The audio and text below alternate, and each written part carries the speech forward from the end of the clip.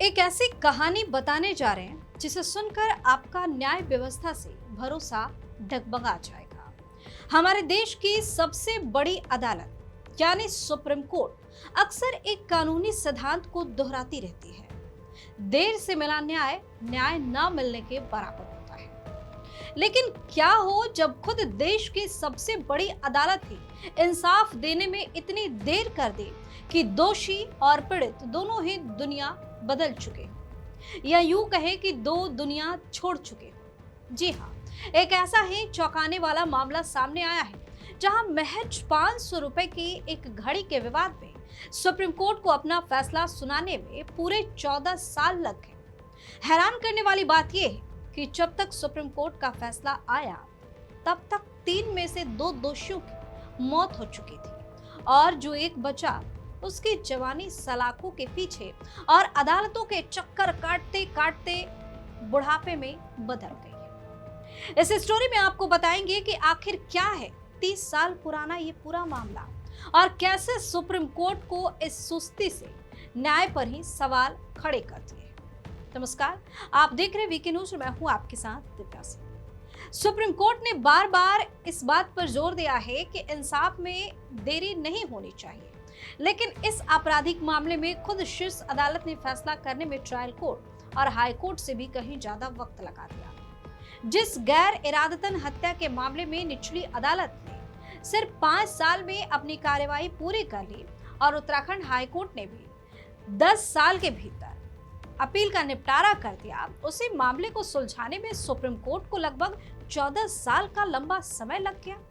Supreme court की website पर मौजूद आधिकारिक रिकॉर्ड के मुताबिक पिछले 14 सालों के दौरान इस अपील पर सिर्फ 12 तारीखों पर ही सुनवाई हो सकी। इंसाफ के इस कछुआ चाल का नतीजा ये हुआ कि मामले के 3 दोषियों में से 2 की तो इस दौरान मौत हो गई और आखिरी बचा हुआ दोषी कोर्ट में फैसला सुनने के लिए जिंदा रह सका। अगर इस पूरे मामले की जड़ में जाएं तो ये पूरा विवाद आज से करीब 3 दशक पहले यानी साल 1997 में महज 500 रुपए की एक घड़ी की बिक्री को लेकर शुरू हुआ।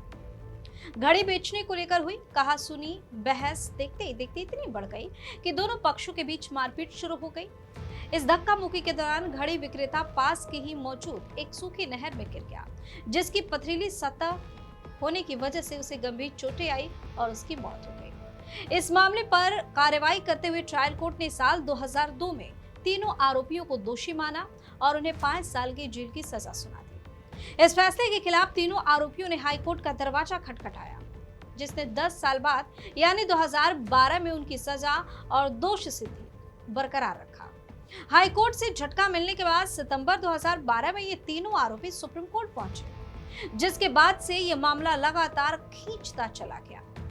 अब जब साल 2026 में इस घटना को बीते करीब 3 दशक यानी 30 साल का वक्त हो चुका है, तब जाकर सुप्रीम कोर्ट के जस्टिस उज्जवल भुयान और अरुण पल्ली की बेंच ने इस पर अपना फैसला सुनाया है।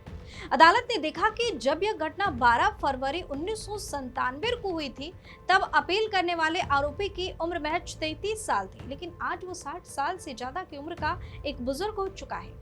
अदालत ने इस बात पर भी गौर किया कि मृतक और आरोपी के बीच विवाद की वजह कोई बहुत बड़ी रंजिश नहीं बल्कि बहुत मामूली थी और मृतक को लगी सभी चोटें साफ तौर पर सूखी और पथरीली नहर में गिरने की वजह से हुई थी। इतने लंबे समय बीत जाने और दोषी के बुढ़ापे को ध्यान में रखते हुए बेंच ने लास्ट में फैसला सुनाया कि अब उनकी सजा को घटाकर उतना ही कर दिया जाए जितनी कि वो पहले सजा काट चुका है, यानी कि 1.5 साल।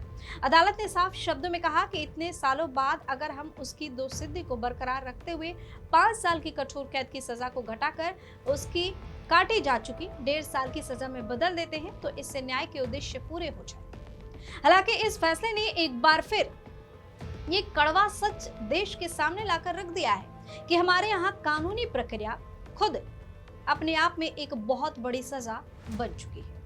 आपकी अपनी राय क्या है? कमेंट करके जो बताइए। चैनल को सब्सक्राइब कीजिए, वीडियो को लाइक और शेयर करें। धन्यवाद। वीके न्यूज, राष्ट्र के नाम।